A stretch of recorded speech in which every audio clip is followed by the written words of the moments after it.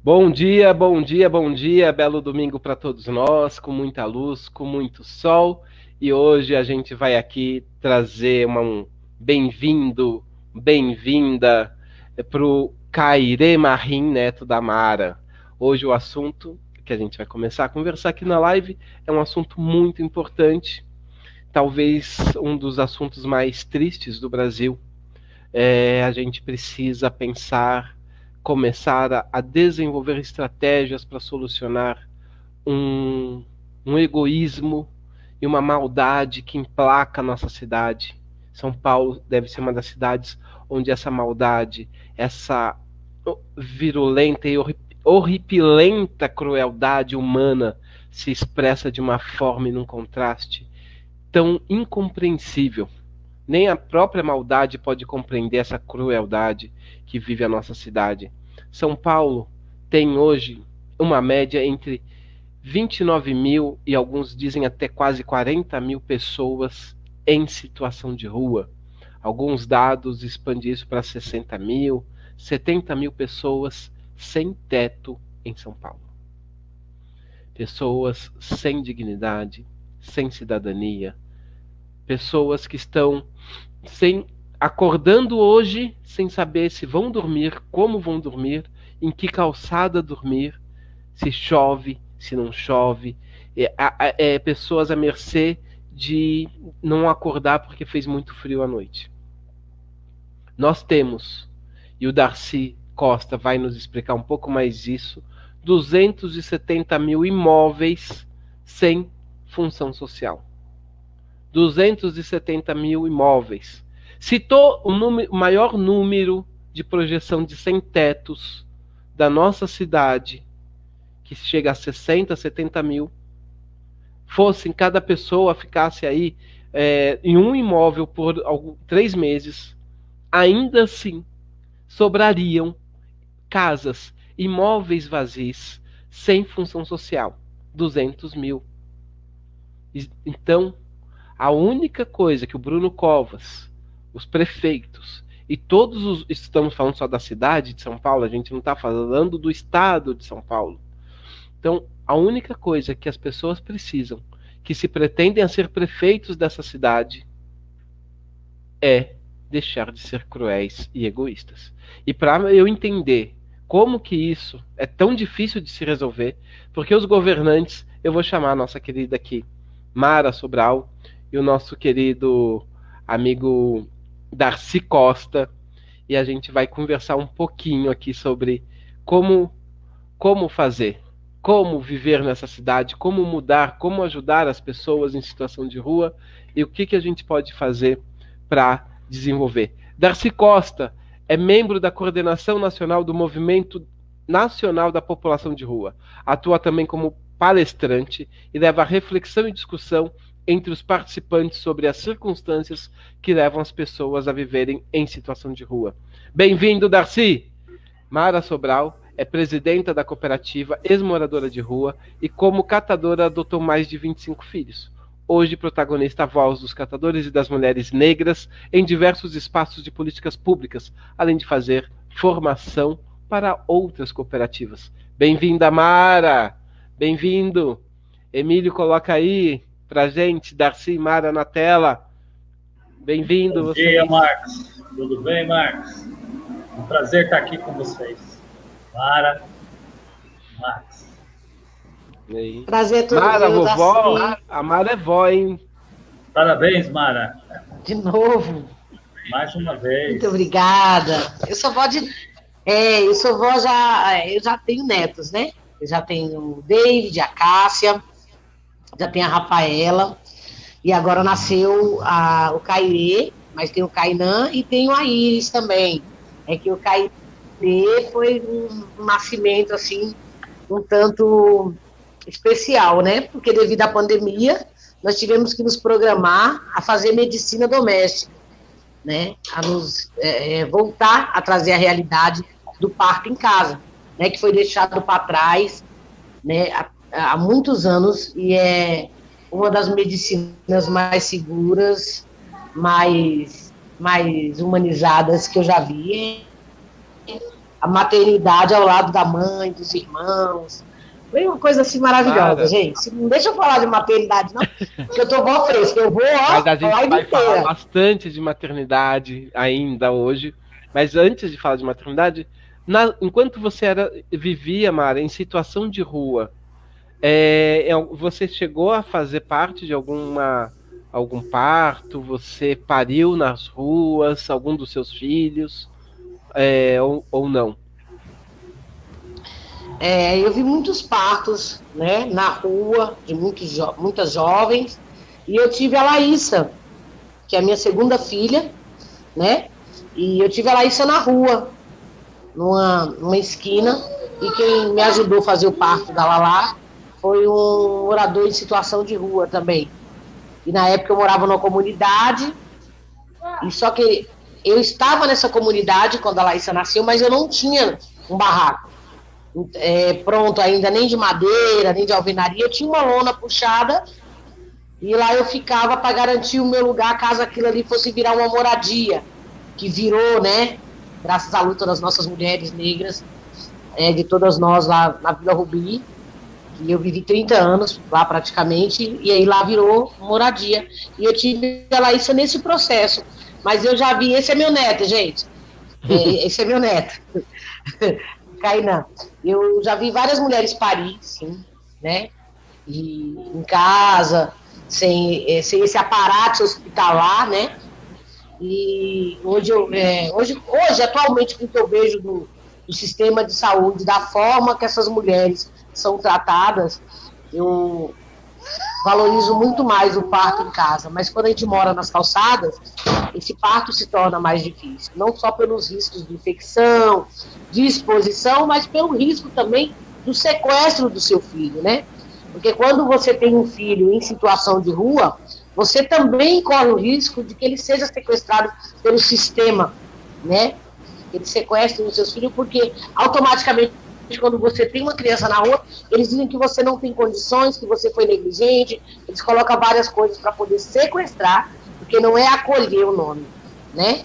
Acolhimento Mara, é quando é feito, é conversado. Mara, você sabe que a primeira vez, quando lá em 2001 ou 2002, né, a gente estava lá, a gente tinha nosso grupo que apoiava a população de rua, e chegou um pessoal pra gente correndo, nossa, vai parir, vai nascer, e tava chovendo naquele dia, aí a gente pegou roupa, cobertor, levou lá na marquise, aí ainda bem que tinham duas professoras de educação física, duas mulheres lá, que ajudaram, deu mais segurança para ela, né, e ajudaram a fazer, a gente cobriu lá, protegeu, passaram 3 ambulâncias, não quiseram levar essa mulher para o hospital, um monte de gente tentando parar as ambulâncias, não quiseram levar essa mulher para o hospital.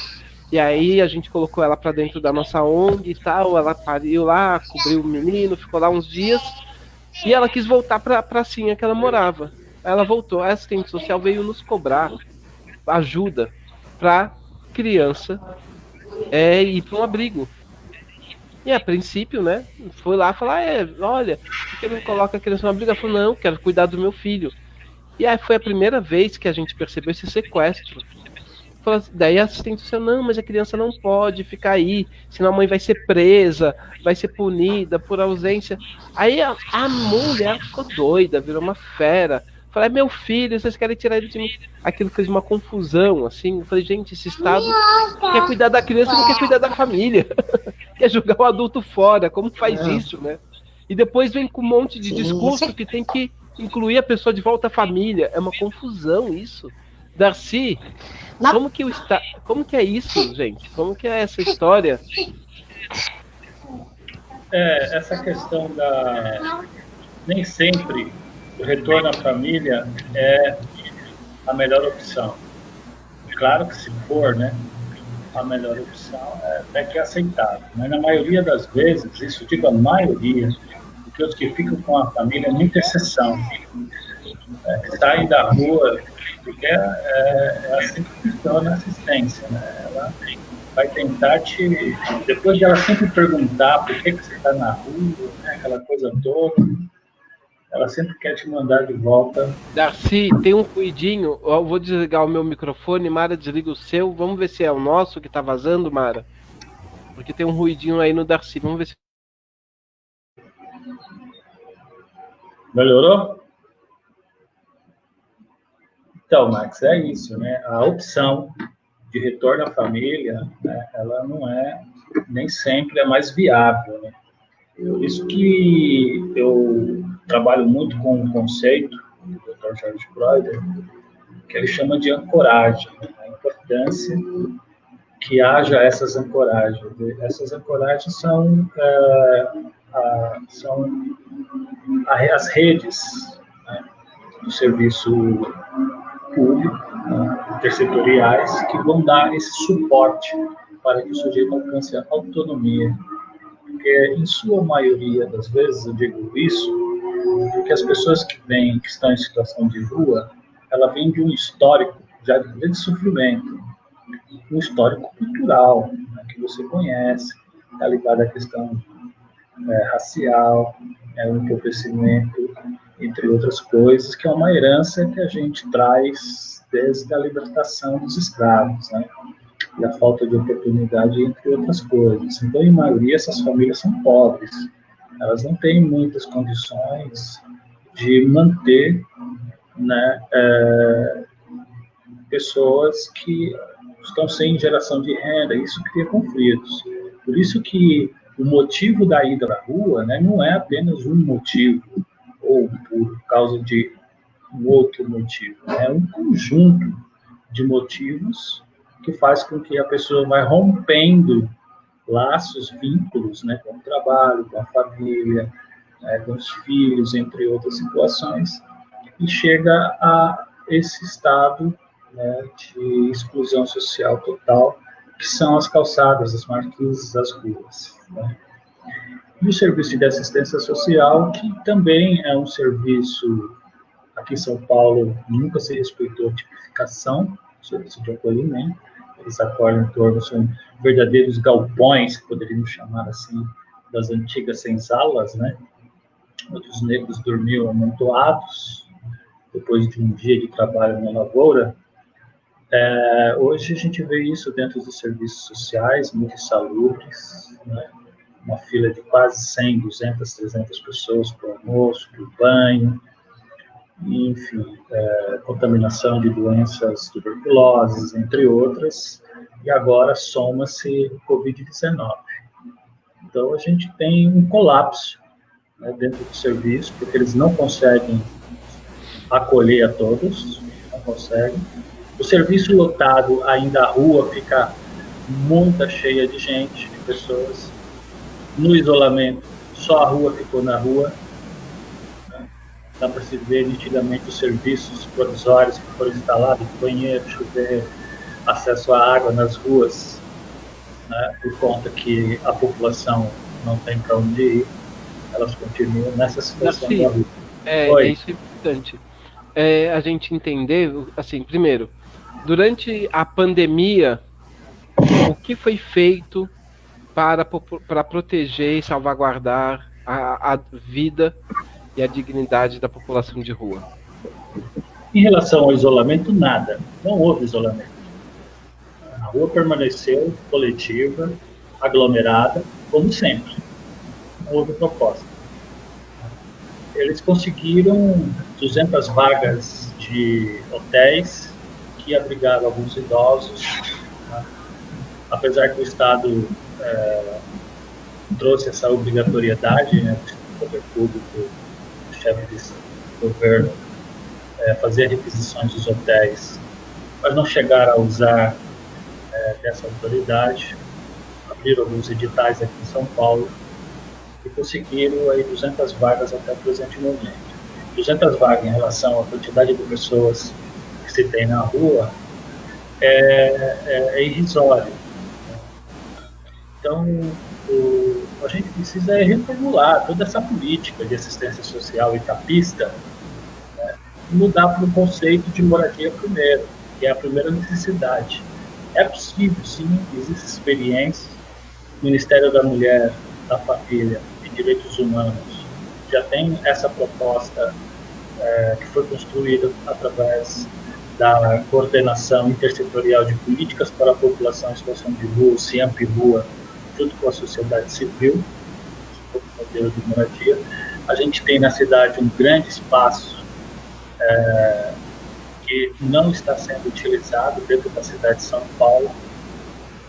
A gente diz que são imóveis aí, mais de 270 mil imóveis, né, que estão sem nenhuma função social. A gente tem um grande exemplo aqui na cidade, que é o Asdrubal do Nascimento, que tem 34 unidades, 34 famílias. O Pedro e a Adriana, você conhece, que são militantes também do movimento, estão junto com os catadores, tem a cooperativa deles, a Luz Divina, né, que foi incubada lá no CISART, o projeto também para a população em situação de rua, que você conhece, e que funcionou e está dando muito bem certo. Então, isso traz dignidade. Pode falar, pode concluir, Darcy. E isso traz dignidade. É muito diferente de quando você recebe doações na rua, porque vem como aquele pão da vergonha, né? Você recebe aquele alimento de cabeça baixa, muitas das vezes. Porque você está recebendo algo que você não pode dar nada em troca. Então, esse contexto, né? Claro que a sociedade civil, nesse momento de pandemia e em outras ocasiões, está de parabéns, né? E eu sempre chamo, convido ainda mais que a sociedade civil, né, atue ainda mais junto às populações de situação de rua e também pressione também para que dê soluções. Viver na rua, a cidade não foi construída para as pessoas viverem em situação de rua. As pessoas precisam de casas. Né? Darcy, deixa eu só fazer uma intervenção aqui. Mara, quando você vivia em situação de rua, conta um pouco pra gente se você tinha acesso à política pública, se você sabia o que era política pública, se você sabia buscar seus direitos e como que você chegou a ser essa liderança que hoje ensina as pessoas a ter direitos, né? Como que era isso? Você acha que hoje a rua está mais consciente ou ainda há muita gente na rua que não tem nenhuma consciência? E pode deixar o nosso coleguinha falar um pouquinho também, não tem problema. Ele tá com fone no ouvido, gente. Oi. Assim, o tempo que eu passei em situação de rua foi um tempo de acolhimento, né? As pessoas falam, mas como assim acolhimento? Foi um tempo de acolhimento, porque na contramão de tudo isso, de toda essa falta de política pública, a gente se depara com a população, qual população? Qual é a cor da população que se encontra na rua? Não, filho. Qual é a cor da população que se encontra na rua? Né? Que pele? Que gente é essa que está na rua? Quem está na rua é o povo preto, né? Quem está na rua é o povo pobre, é o povo que por algum motivo não conseguiu pagar aluguel, é o povo que por algum motivo teve um surto, é o povo que por algum motivo entristeceu de tal maneira que não conseguiu mais ficar dentro das suas casas, perto das suas famílias, não conseguiu lidar com alguma coisa. Então, eu sempre acho, eu fico olhando para as pessoas que tratam a população de rua como um povo invisível, e eu sempre faço uma análise minha, né, do que eu vivi na rua. Falo, gente, é o único lugar que não rejeita ninguém. Desde doutor a catador, desde fumador de adicto, fumador de pedra, a enfermeira, a modelos, né? A rua é uma mãe, a rua ela é acolhedora. Mas que coisa horrível que você está dizendo. Eu sempre falo para minhas colegas e companheiros do trabalho aqui, eu falo para elas, sempre quando vocês olharem para alguém na rua, olhe como um irmão. Olhe como uma irmã, porque a rua, se você enlouquecer dentro de 5 minutos, se te der um surto, Max, você arrancar tudo e sair louco, daí você vai ter morada numa calçada. Alguém vai te dar um pão, alguém vai te dar um cobertor. Mesmo que seja uma outra pessoa que esteja vivendo esse surto, ou esse transe de querer sair de perto de todo mundo, mas quando você deitar na calçada, quando você estiver numa calçada, você vai encontrar um irmão de calçada que vai te acolher. Se ele tiver um pão, você vai comer a metade do pão dele. Seja você juiz, drogado, jogador de futebol, atriz, repórter. A rua, ela não diz não. A rua, ela acolhe todo e todas as pessoas. A rua não tem distinção de raça, distinção de cor. Ela tem, sim, uma maioria. Mas seja quem chegar lá vai ser acolhido. Então, esse processo... Independente da rua, a consciência de coisas para sair da rua que vinha do Estado, você tinha acesso? Alguém falava? Você sabia que existia alguma coisa? Ou você achava que só tinha rua para se segurar e não tinha acesso a nenhum programa, nenhuma bolsa, nenhum... Então nós temos que entender que a população de rua, ela existe, sempre existiu, e ela veio junto com a alforria. Ela veio junto com a liberdade, né? Precisamos lembrar disso sempre, né? E quem são essa população de rua?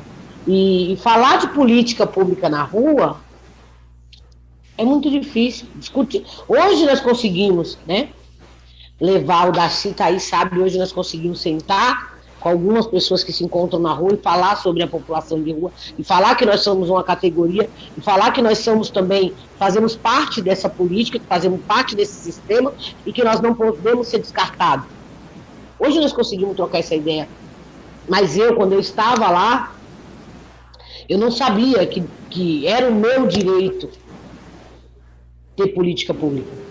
Eu não ouvia falar de grupos, eu ouvia falar de grupos que ia orar, de grupos que ia me dar um marmitex e dizer para mim, levanta a cabeça, você é jovem, você é bonita, você vai arrumar um emprego, você vai arrumar um marido, você vai arrumar um programa, alguma coisa você vai arrumar na vida, mas levanta a cabeça.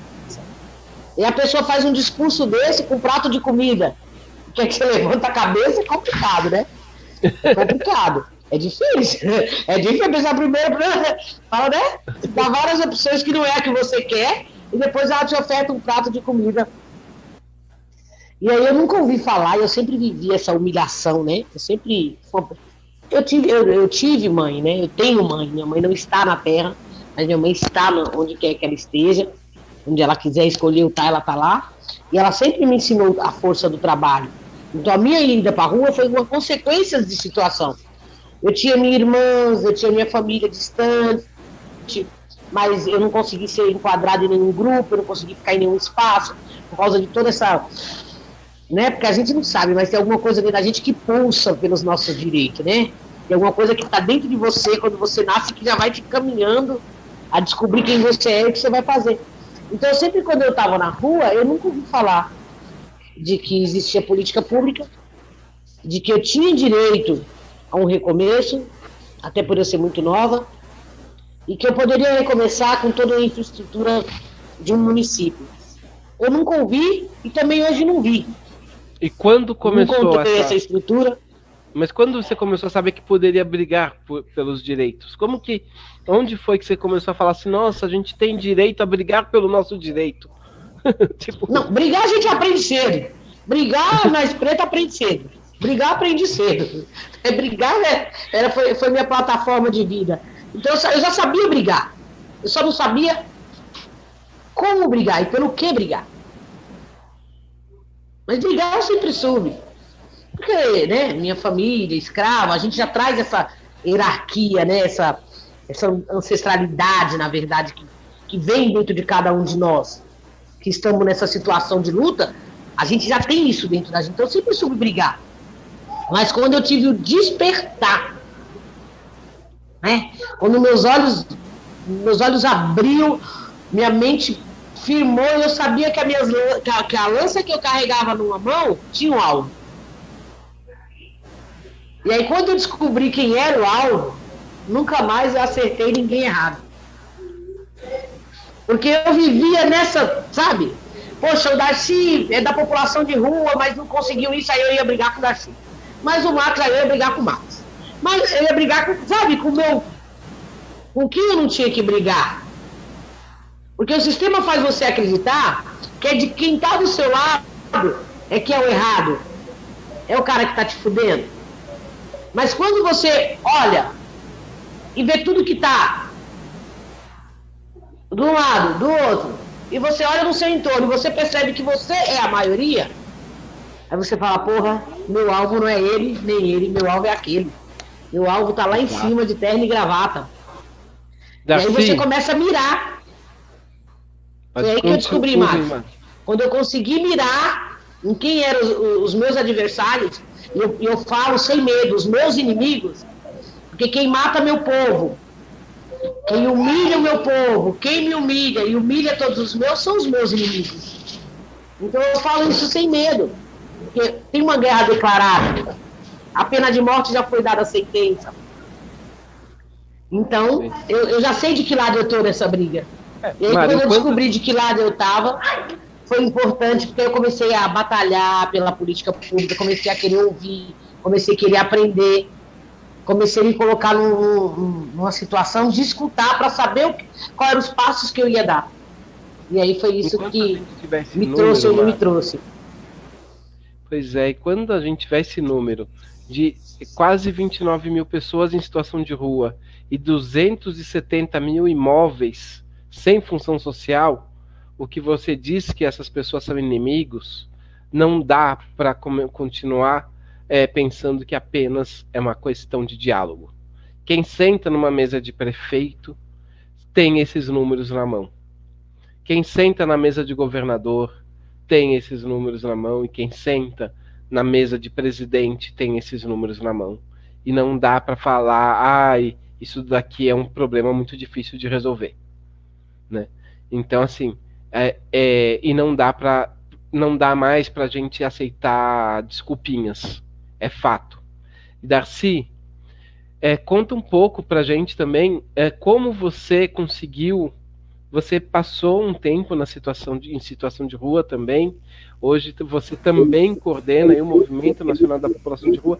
Quando você já estava na rua, você tinha noção do que era política pública, direitos, você tinha essa percepção do que era e como foi, se não tinha, como foi essa passagem, como foi essa transição.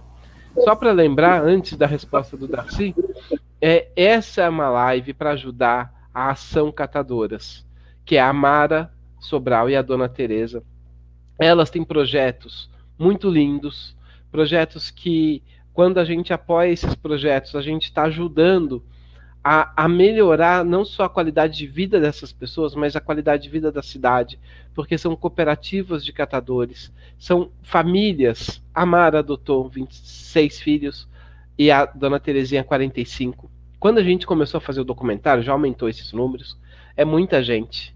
É uma coisa, e elas trazem uma experiência de vida que é gratificante de ver e assistir. Então, quem colaborar com a Nação Catadoras no site https://catadoras.cinevozes.com.br, ajuda a gente, e a pessoa ganha o nosso documentário chamado #NossaFamília. Aí, nesse documentário você vai conhecer quem você está apoiando, um pouco mais desse projeto, do trabalho, e tem as lives. Caso você colabore, queira perguntar uma prestação de contas, fazer parte, interagir, você também pode vir aqui nas lives, que a live também é para isso, para dar visibilidade e transparência para o que a gente está fazendo. Darcy, me conta um pouquinho sobre como foi essa fase que você passou na rua e como foi a sua transição para uma liderança hoje nacional da população de rua. Beleza, Marcos. Muito boa também a fala da Mara, parabéns. Muitas pessoas às vezes acham que a população em situação de rua ela não é capaz de ter uma casa, né?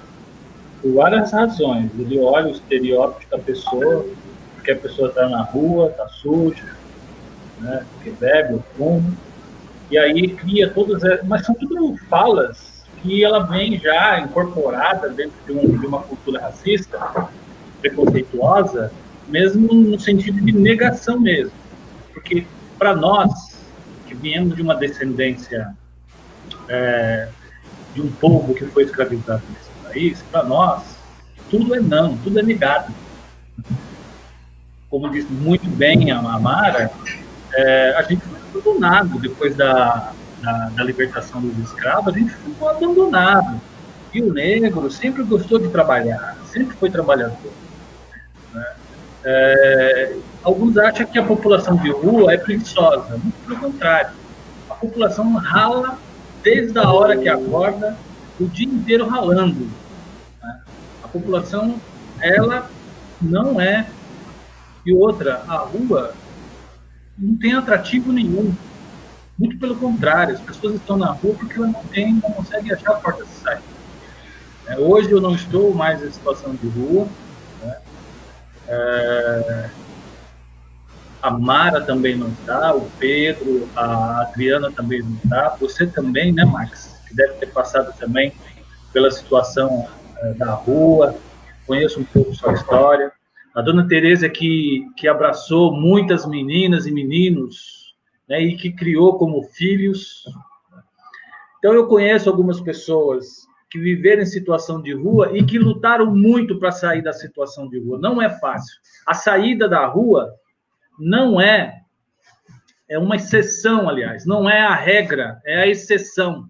Os que conseguem sair da rua hoje é muito difícil, né? Então, nós temos uma história de luta. Então, tudo que se foi criado, do preguiçoso, né, do vadio, do capoeirista, do sambista, do boêmio, todos esses estereótipos que criaram a respeito, né, e que tudo isso daí se transformou nessa cultura que é essa brasilidade brasileira. O poder é deles, mas a cultura é nossa, né? E a gente, através dessa cultura, né, Marcos, você que traz muito essa questão da arte, da cultura, a gente pode mudar, né? Porque o poeta também, ele é um grande trabalhador, né? É um ofício também isso. Então, eu vivi, sim, em situação de rua, fiquei entre 3 e 4 anos, né? Às vezes a gente perde um pouco a noção, todos os dias são iguais, né? A gente vê o sol nascer e o sol se pôr e a lua chegar todos os dias. E morei em Malocas, de fato, Darcy, quando você estava nessa situação, você tinha consciências de direitos? E como surgiu essa consciência dos direitos? Isso surgiu a partir do momento que eu comecei a participar, através do Centro Pop, numa primeira reunião do Movimento Nacional de População de Rua. Quando eu conheci ali outros colegas que viviam em situação de rua, que tinham um objetivo único, a saída da rua, né? A busca por direito e cidadania. A cidade também nos pertence, né? Nós também somos brasileiros e também estamos revestidos também de direitos. E compreendemos que o nosso direito estava sendo negado e a gente vivia sobre essa questão do preconceito, da criminalização, que vivia, nos subjugava dessa forma e nos colocava ali, né, aprisionado dentro do serviço da assistência social, institucionalizado, então com tempo para entrar, para ficar, para sair, e aquela coisa toda. Então a gente sentia muito essa responsabilidade, né, de que você não tem um trabalho registrado, você não tem renda suficiente para se manter, entre outras coisas. Então, através do movimento, a gente começou a criar um pouco de consciência, comecei a participar de reuniões, de formações políticas do movimento em Bertioga, aqui em São Paulo, em outras cidades. Comecei a participar também de cursos com o Gaspar Garcias. Então, a gente começou a conhecer a luta do SUS, começamos a conhecer também a luta da assistência social, começamos a conhecer vários outros movimentos de moradia, movimentos sociais, luta por direitos, raciais, né? Entre outros, todos os movimentos que são pautas, que são bem fragmentadas, mas que elas também se unificam num todo. Elas fazem parte de um conjunto, e esse conjunto, ele é um conjunto que nos unifica e que faz com que a gente ande juntos, né? Então, é muito importante quando a gente traz essa união, né? Porque apesar de termos muitas diferenças, né, entre nós, os etnias, os índios, né, o povo preto, os brancos também, que empobreceram, que também estão ocupando as comunidades hoje, né, essa opressão que a gente sofre todo momento, a violência, é uma luta que vem de tempos e nós sofremos isso hoje, né? Então, a gente vê hoje o Estado como o inimigo, né, do povo. O Estado é o inimigo do povo. Então, a gente vê aí também que o povo que deveria ser protegido pelo Estado, ele é criminalizado, as cadeias estão aí abarrotadas. Se você for ver o histórico das pessoas hoje que estão, em sua maioria, estão hoje aí as cadeias, não tiveram nenhuma oportunidade na vida. Elas nasceram com fome, nasceram às vezes nas ruas. A gente conhece que nasceram nas ruas, cresceram nas ruas e morreram nas ruas. Então a gente tem um problema que é possível, sim. Esse discurso de dizer que é difícil, isso é um discurso negativo para nos dizer não novamente. Não existe essa coisa de dizer que é difícil, da moradia é uma coisa difícil, não existe. Entende? Então, a gente tem que acreditar que é possível sim. Assim, é bom falar que é possível sim, né? Muito bom mesmo a gente pensar sempre isso, porque eles vendem um problema. A indústria da miséria, a indústria da saúde, vendem problemas, né, que não existem, para a gente comprar soluções que dão lucros que não são necessárias. É só uma correção, eu não morei nas ruas na minha vida, ou pelo menos não 100%. Eu participei de vários momentos, né, na situação de rua, de ficar com as pessoas em situação de rua, com uma pesquisa teatral. Então uma pesquisa humana, nem falo pesquisa teatral, na verdade, uma pesquisa humana, né? A gente tinha essa ONG que ficava na Moca, e no Natal, no Ano Novo, na Páscoa, Pega pra avó ali. A gente deixava as nossas casas, eu e o Luiz Capati, um amigo nosso, e a gente passava 2, 3 dias vestidos como moradores de rua, né? Entendi. E a gente passava alguns dias, assim, como experiência mesmo, sentia na pele. Em alguns momentos, por necessidade, assim, quando teve os ataques, em alguns momentos a gente fez vigílias também com a população de rua e convivia com eles, ia passar o Natal com eles e com as pessoas, e eram pessoas que não eram pessoas estranhas a nós, né? Eram pessoas que já vinham nas nossas oficinas há muito tempo, e a gente conhecia todo mundo pelo nome, já tinha uma amizade, já tinha um contato muito próximo, então não era que a gente saía de casa, escolhia uma maloca qualquer e ia passar lá, não, era um trabalho constante, e a gente queria realmente viver na pele isso, e a gente viveu muitas coisas na pele. E naquele momento, isso era 2000, 2002, realmente as políticas públicas eram algo muito inovador, pensar política pública para a população de rua.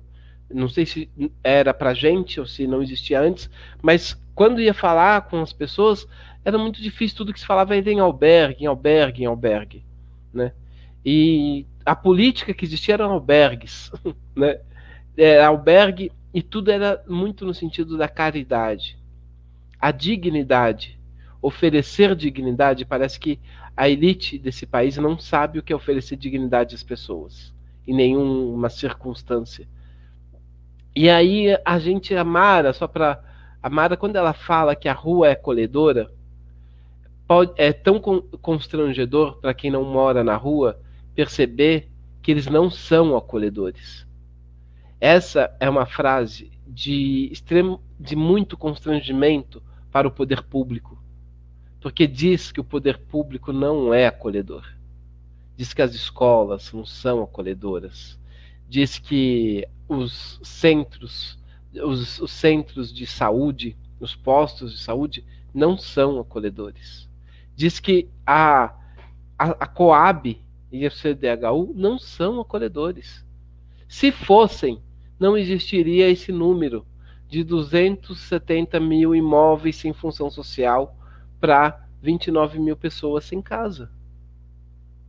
Então, quando a gente pensa nessa contradição desse egoísmo, né, e a gente precisa ajudar a população de rua com marmita, com comida, hoje, né, eu acho que o fato, às vezes, enquanto a gente vivia isso, Darcy, nessa experiência, era muito interessante ver que, às vezes, as pessoas não estavam recebendo. Quem vinha dar comida pensava que estava ajudando, dando comida. Mas muitas vezes quem recebia já tinha até comido, mas queria aquele afeto, queria aquele olhar, queria aquele contato com o outro, né? Às vezes, o que as pessoas nunca recebiam nas ruas era um abraço, era uma amizade, era uma companhia, né? Era água.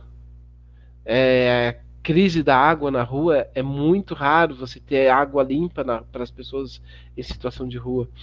Então, realmente, assim, quando a gente começa a ver que na rua existe um acolhimento, né?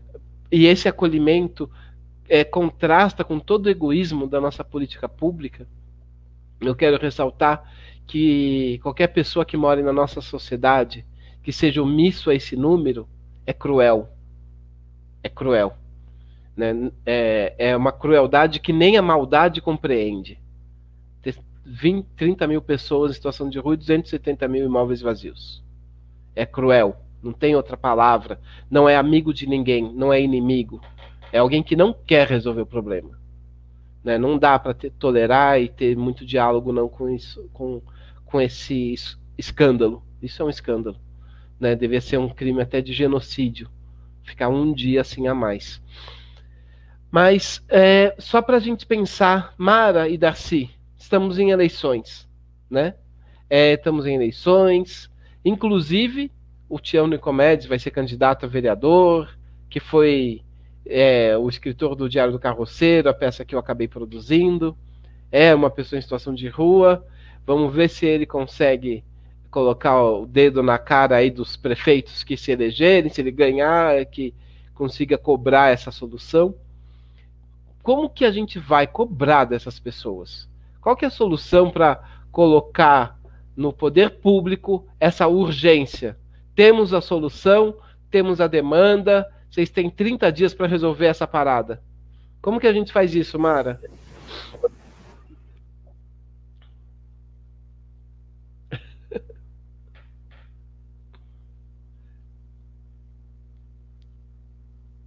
Tá sem áudio, Mara, tá sem áudio. Ainda bem que estava sem áudio, Max, que eu chorei de dar risada. Olha, eu acho melhor não falar o que eu realmente acho que deve ser feito, para que essas pessoas escutem, né? Escutem não, porque eles já escutaram. Que eles coloquem em prática aquilo que tem que ser feito pelo nosso povo. Então, quando fala dessa parte, de que maneira nós devemos cobrar, né? Essas pessoas pelos nossos direitos, eu não sou uma pessoa adequada a falar. Mas não sou mesmo, acho gente. Acho que é. Eu acho melhor não falar, porque a gente faz um trabalho, né, que não é só eu que estou envolvida nisso. Porque se fosse só eu mesma, muito rápido eu saberia o que dizer aqui, como se faz para quando as pessoas, né, para quem está no poder, aprender a respeitar, parar de nos usar como massa de manobra, parar de nos saquear, parar de nos violentar, parar de nos matar, parar de tirar nossa dignidade, nosso respeito, parar de nos humilhar, dar direito ao meu neto a ter moradia, dar direito ao meu neto a ter ensino de qualidade, dar direito à minha filha de ter um parto humanizado dentro de uma maternidade. Né? Então, são muitas coisas que nos são tiradas. E nem todos nós tá em condições de falar de uma maneira amigável sobre como cobrar os nossos direitos, como fazer valer o nosso direito.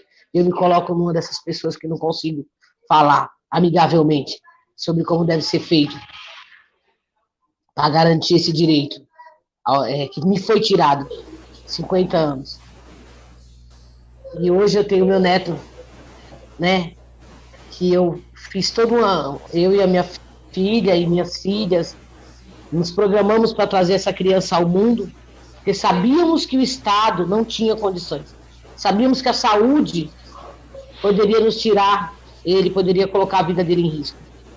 Então, quando você tem que se preparar para fazer coisas, você tem o direito, você tem o acesso, e você tem que estar sempre se reinventando por causa de um Estado genocida, por causa de um governo de saqueadores, por causa de uma governança racista, por causa de um presidente racista, por causa de um médico racista, por causa de um policial racista, por causa de uma política racista. Eu não sou a pessoa adequada a falar como cobrar esses governantes. Então eu passo a fala para o Darcy. Darcy, você sabe falar amigavelmente com os responsáveis por essa crueldade? Então, Max, eu acredito muito na força, né, da luta da população em situação de rua. Então, a gente vê aí a conquista, né, de pessoas em situação de rua, na luta da saída da rua, né, com muita força. A gente vê também muitos dentro da sociedade que têm apoiado essa luta, que tem um papel de fundamental importância na luta da população em situação de rua. E esse ano, né, ele tem um diferencial que, pela primeira vez na disputa, a gente vê pessoas em situação de rua se candidatando para sair como pré-candidato, né, um futuro candidato a vereador da cidade de São Paulo. Então, a gente vê que pessoas estão realmente buscando espaços, né, das ruas, elas estão se organizando, né? A gente vê aí os catadores, grande exemplo, né, que trouxeram aí toda essa questão de transformar o lixo, né, em renda, não o lixo, né, pejorativo, não é disso que nós estamos falando, mas a questão do material reciclável, né, que está aí, a gente vê as cooperativas dos catadores. Então, eu acredito muito nessa luta de quem está em situação de rua, né, eu acredito nisso. Então, esse pessoal traz, de fato, e tem pautado, sim, tem pautado a Câmara, tem pautado também a gestão nas políticas da população em situação de rua. Oi. Também a Semana Nacional de Luta da População de Rua deu algum impacto com o prefeito, governadores e poder público? E como foi a Semana Nacional da População de Rua? Sim, a Semana Nacional, né, esse ano a gente celebrou o Dia Nacional de Luta, 19 de agosto, a Semana Nacional do dia 19 de agosto a 22 de agosto, né, como o Dia Nacional de Luta da População em Situação de Rua e também Latino-Americano de Luta. Os nossos irmãos de lutas de rua também, de toda a América, Caribe e América Latina, também se nos uniu junto com essa mesma pauta, né, na busca por dignidades, né, e acesso à moradia primeiro, da população em situação de rua. Foi uma aproximação, né, que foi construída em 2019, e agora, esse ano, pela primeira vez, a gente juntos comemoramos aí, né, a memória da luta do povo da rua.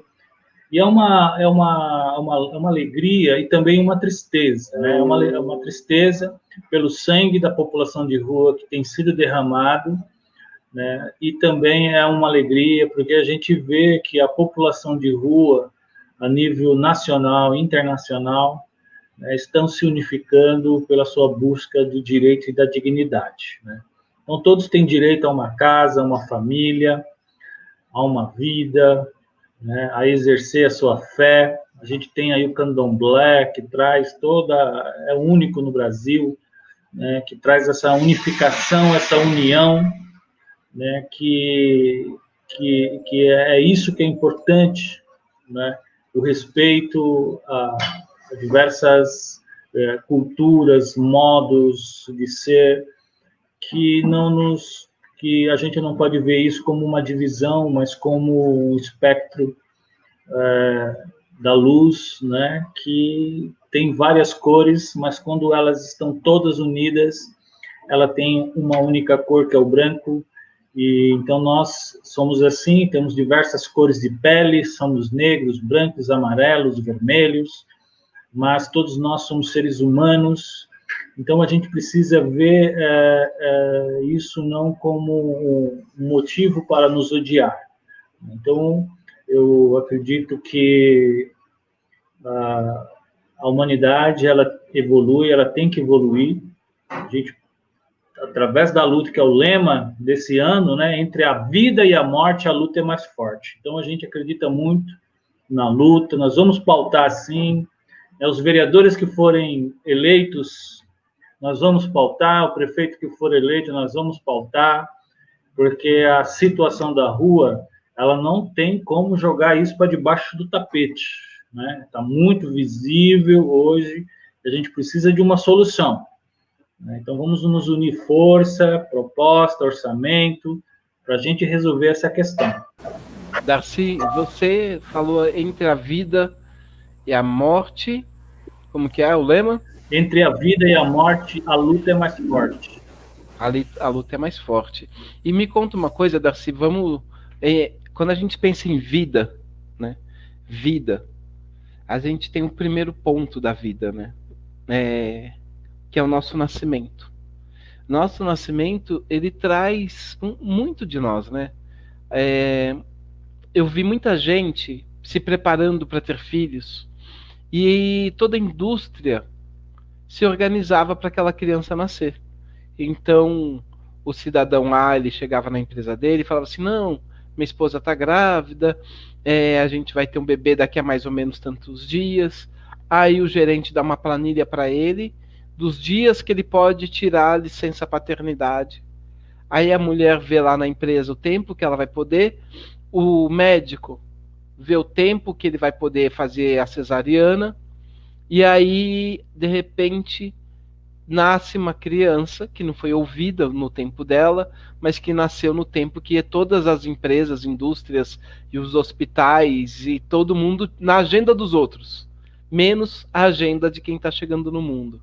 Você me disse que nasceu em casa. Você nasceu no dia certo ou você foi também agendado por um gerente, um diretor de RH e um vice-presidente de hospital para você poder nascer? Ou você já nasceu em casa? Como que foi isso, Darcy? Olha, eu soube pelo que minha mãe me disse, né? Não tinha nada disso, não. Ela morou, minha mãe e meus pais são nordestinos, né? Eles fazem parte aí também de tantos outros nordestinos que vieram aqui para o Sudeste em busca de trabalho, né? E graças a Deus se deram bem, né? E ela me conta, lá as mulheres são parteiras, as bezedeiras, que são as doutoras, os médicos, e foi dessa maneira, né, que eu cheguei, estreiei no mundo, nascendo em casa, né?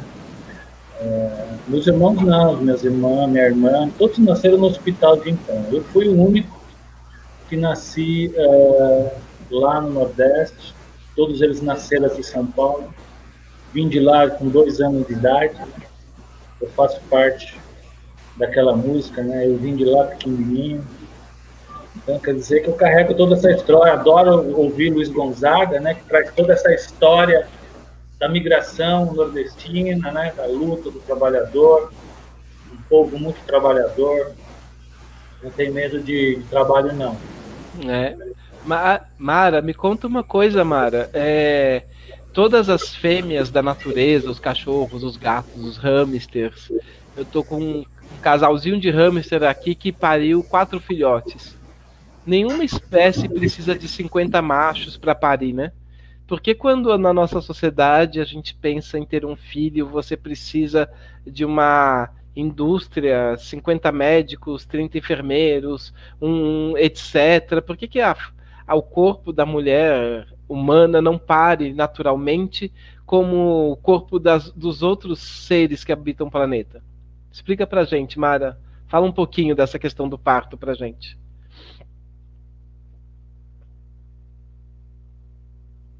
Eita, acho que ela foi ligar o microfone e deu uma travadinha aí.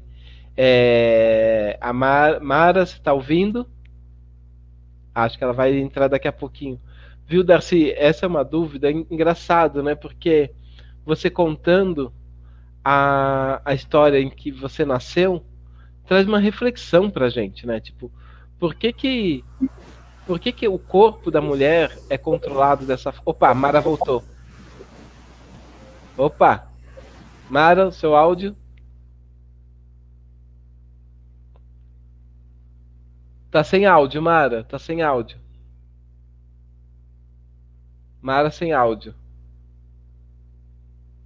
Falta o áudio da Mara. Alguém ligou o áudio da Mara. Ó aí o Cairê.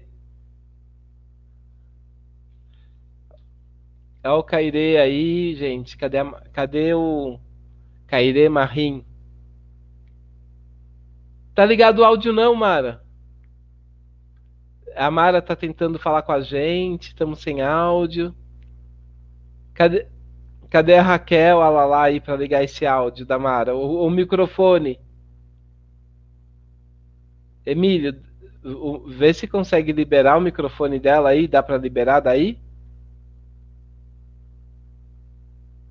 Tá ligado o seu microfone, Mara? Deve ser o seu fone. Ou é só. Você tá ouvindo aí? Deve ser o seu fone, Mara. A gente não tá com áudio. Darcy, você tá ouvindo? Eu estou ouvindo, mas eu acho que ela não está ouvindo Não, você tá ouvindo o áudio da Mara? nada. Ah. Mara, sai e entra de novo. Oi. Agora acho que ouviu. Mara. A Mara. Enquanto a Mara saiu e entra, quem chegou agora, hoje a live, é sobre o Movimento Nacional da População de Rua. Nós estamos aqui falando com nosso amigo Darcy Costa, que é membro da Coordenação Nacional do Movimento Nacional da População de Rua. Ele atua também como palestrante, leva reflexão e discussão entre os participantes sobre as circunstâncias que levam as pessoas a viverem em situação de rua. Estão me vendo? Agora a Mara está voltando e a ação da live... Tá me ouvindo? Estamos ouvindo, Mara. E essa ação Catadoras é uma ação para apoiar o projeto da Mara Sobral. Então, quem puder colaborar, é catadoras.cinevozes.com.br e quem colaborar ganha um documentário chamado #Nossa Família para conhecer um pouco mais desse trabalho. Quem chegou agora, minha pergunta para a Mara era: por que a nossa cultura humana atual precisa de tanta gente, tantos hospitais, tantos convênios para ter um filho, se todas as outras espécies do planeta não precisam de tanto estresse assim para ter um filho? E a Mara vai falar para a gente um pouquinho da recepção do cara hoje. Esse aqui é a Iris. Da recepção. Essa é a Iris. Oi? Do cara essa Cairê. É a Iris, não é Cairê. Ah, essa é a Iris? O Cairê. Essa é a Iris. O Cairê tá dormindo. O Cairê eu só posso mostrar depois, porque tá naquele processo dos 40 dias.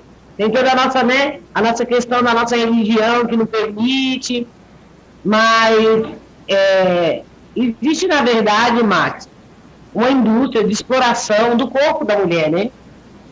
A mulher, ela vem nesse processo de ser explorada fisicamente, mentalmente, ser abalada, destruída emocionalmente, porque as mulheres, pode pegar ela aqui, ela tá mexendo, são elas que dão esse suporte, né? Metade do mundo é mulher, e a outra metade é os filhos dela. Se você quiser destruir uma nação, destrua suas mulheres. Se você quer tomar um país, abale as suas mulheres. Né? Porque gostem ou não, nós mulheres somos aquilo que traz o alicerce à humanidade. Nós somos o fôlego de vida da humanidade. Nós somos aquela que colocamos a mão na cara dos nossos filhos e fala assim: eu não te ensinei isso. Não me envergonhe. Então, existe um sistema, né, do poder público para desestruturar, para enfraquecer as nossas mulheres, para desvalorizar num processo de que assim, você gera filho, você sofre abusos no parto, onde te traumatiza, onde você não quer ter mais filho, onde você acha que a maternidade é uma coisa violenta, é um segundo estupro, um parto, então vem uma cesárea, a médica fala, na hora de fazer, estava bom, agora não adianta gritar, deixa ela chorar porque ela é negra, ela aguenta mais. Então existe todo esse desmonte, né, da nossa maternidade, que é uma coisa linda. Eu sou mãe, eu vou ser mãe até os 110 anos, que eu pretendo viver minimamente, tá? É assim, básico, que eu quero viver até os 110. E eu acho a maternidade a coisa mais linda do mundo. Sermos os filhos que eu pari e aqueles que eu pari no coração, a maternidade, para mim, é a coisa mais linda do mundo. E hoje a gente fala da maternidade como se ela fosse uma violência, como se ela fosse um roubo, como se ela fosse uma coisa estressante, como se ela fosse uma coisa violenta. Então, existe um plano para enfraquecer, né, o nosso povo, que é destruir as nossas mulheres. Eu acho que isso está incluso nesse processo. A Margarida Olívia aqui, ela fala assim, eu e meus irmãos nascemos em casa. Lá em Minas, mas muitas mulheres morriam de parto. Minha bisavó morreu assim. Acho que esse aparato todo da ciência traz uma segurança às mulheres. Ela está escrevendo aqui pra gente nos comentários. Sim, existe, diz que é isso que eu digo, a gente precisa também entender qual é o plano, né? Você precisa se ver no lugar da vulnerabilidade para saber qual é o plano contra você, né?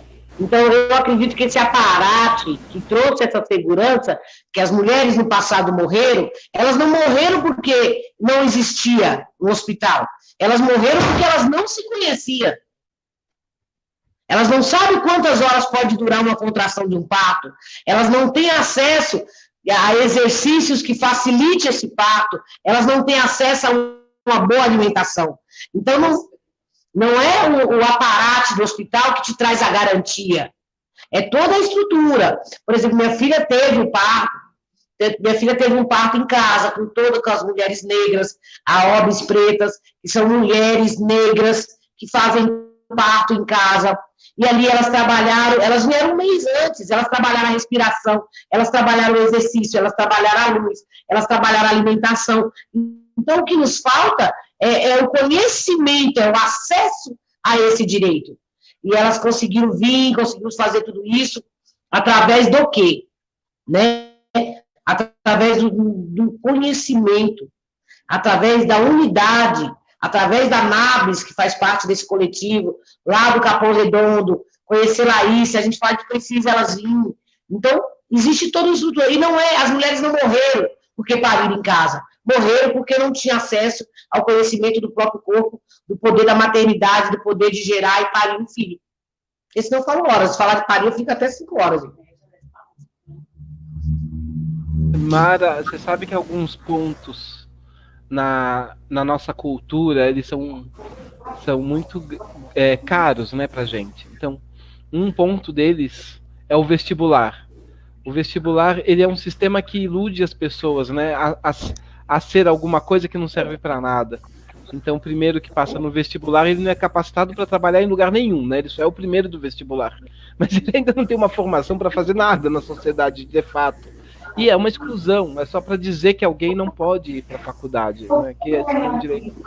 Outro ponto muito caro para a gente é a penitenciária e as leis que lotam o presídio, que são extremamente antiéticas, imorais, e na verdade deveriam ser até ilegais o formato do nosso judiciário. E uma outra coisa muito cara mesmo pra gente é a forma, o Brasil ser o país que mais faz cesárea no mundo, cesáreas desnecessárias, cirurgias desnecessárias. Então, os números agora, eu não vou saber com perfeição os números, mas parece que uma cesárea custa aí entre 15 mil a 25 mil reais, enquanto o parto natural, que pode ser feito também no hospital, custaria coisa de R$1.000, R$500, R$ 2.000, né? Depende aí dos cálculos, seria muito mais barato. Só que os médicos teriam que esperar o tempo do bebê, esperar o tempo da mulher e o tempo da natureza. Então, esses pontos caros para a gente, que é o nascimento da vida. A dona Teresa fala assim que ela ouve os filhos, né? E como que a gente vai criar uma sociedade acolhedora se a gente não ouve aqueles que estão vindo, né? Eu acho que você pode falar horas sobre parto, porque eu acho que esse é um tema relevante para a gente estruturar a nossa sociedade, né? Uma sociedade que recebeu os seus próximos cidadãos com esse cuidado, ouvindo, cuidando dele e não da macroeconomia estrutural industrial, é uma sociedade que humanizada. Não é o parto que é humanizado, é a sociedade que é humanizada. Pode falar, Mara, um pouco mais. A Laísa está aí, ela quer falar também, como foi? Que não, ela não quer falar para de dieta, Max. A de dieta não fala, a dieta de descansar, deitar. Acho que o que eu tinha para falar sobre essa questão do parto é isso, né? Não temos tempo para esperar, né? A criança vir ao mundo, né? Não existe um tempo, né? Não tem tudo, não estão preparados para recebê-los. A sociedade não está preparada para receber as nossas crianças, para trazer a calmaria que é vir ao mundo, né? Nós não estamos preparados para amar essas crianças, para dar o mínimo de dignidade. Então, eu acho que a gente tem que vir se preparando, a gente tem que vir se equipando, né? Transformando nossas ideias, nossos amores, nossos pensamentos, para que a gente possa realmente, né, impactar o mundo, uma sociedade melhor, com pessoas melhores. Porque o mundo ele é perfeito. O que estraga todo mundo somos nós. Então precisamos nos tornar melhor. Acho que é isso que eu quero dizer, né? Gente, eu quero ser melhor para os meus netos, para os meus filhos. Vou pedir um favor para todo mundo que está na live. Compartilhe o nosso site, https://catadoras.cinevozes.com.br. A gente vai começar a se despedir. Vou pedir para o Darcy e para a Mara fazer as considerações finais, para que a gente possa, todo mundo, ir para os seus almoços, cuidar dos seus filhos, dos seus netos, ouvir os seus vizinhos, ouvir os seus próximos, ouvir a todos. E muito obrigado para quem está chegando agora no finalzinho. Essa é a primeira live que está passando pelo Twitter dos Jornalistas Livres também. Então, muito obrigado. Espero que vocês possam ajudar a Ação Catadoras. Ela vem aí crescendo bastante, as pessoas estão cada vez conhecendo mais, porém as contribuições caíram bastante. Quem puder contribuir, nos ajude contribuindo aí com a Ação Catadoras. E conheçam o projeto da Mara e da Dona Terezinha pelo documentário #Nossa Família. É um prazer estar aqui nessa live, recebendo com todas as energias dos nossos antepassados, dos orixás, o Cairê Marim. Parabéns à Mãe Lalá, parabéns a todos. Muito obrigado.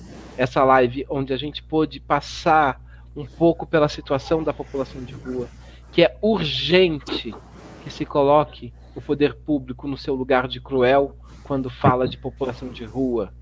E é cruel porque não há mais tempo. Não há mais tempo para que a gente precise toda hora estar vendo pessoas nessa situação de violência. Então, é urgente que a gente tenha hashtags e mais hashtags dizendo 270 mil imóveis em função social, não cabe muito mais que 29 mil pessoas em situação de rua. Moradia para a população de rua é urgente. Mara, Darcy, por favor, suas considerações finais, e que as pessoas cada vez mais possam, e as mulheres possam, ser donas da sua libido, donas do seu parto, autônomas do seu corpo, que é superpotente, e a gente só vem o espírito, só a mulher é capaz de fazer a fusão do espírito, a carne, e dar essa luz. Então, que a gente possa aí concluir nosso domingo com muito amor e muita luz. Darcy, suas considerações finais. Mara, obrigado, Marcos. Foi um prazer estar aqui com vocês. Obrigada a você. Revê-lo, ver que você está bem. a Mara.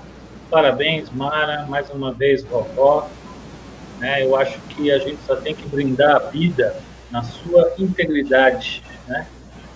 Sua total integralidade, um brinde sempre à vida, e é isso que a gente luta, né? Fazer da nossa vida uma grande celebração.